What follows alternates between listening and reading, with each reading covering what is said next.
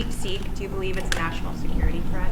Paying almost 100% of NATO. You talk about Gaza? Well, take a look at Ukraine. No, I think it's happening. I mean, it's a technology that's happening. It's actually, I think we're going to benefit if it's correct what's going on now, that it'll be a lot less expensive. The AI we're talking about will be a lot less expensive than people originally thought. That's a good thing. I view that as a very good development, not a bad development. Mr. President, on autos specifically, in your first term, you tried to tariff autos. Is that on the table still? Are you trying to do that in your second administration? Auto tariff? Auto tariff? Oh, yeah, sure, that's on the table. That's always on the table. It's a very big deal. When I first came in, everybody was taking advantage of the good old United States, but not anymore. So what, and now, if you speak to the Secretary General of NATO, who was very nice when he was here 2 weeks ago, he said what Trump did was amazing. He got everybody to pay. And to do that, you have to ask. And Biden never asked.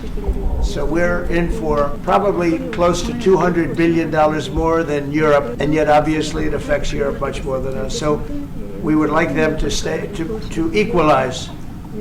They have to go more. And from our standpoint, we do want security and all this money that we're putting up.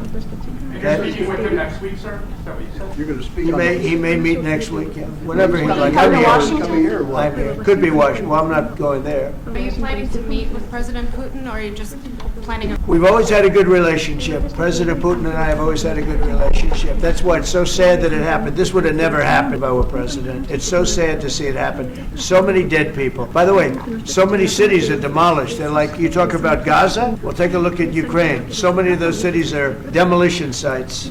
Demolished. So sad. Should have never happened. All those beautiful golden domes, but much more importantly, all those beautiful people are dead, and it should have never happened. Thank you very much, everybody. Thank you, President.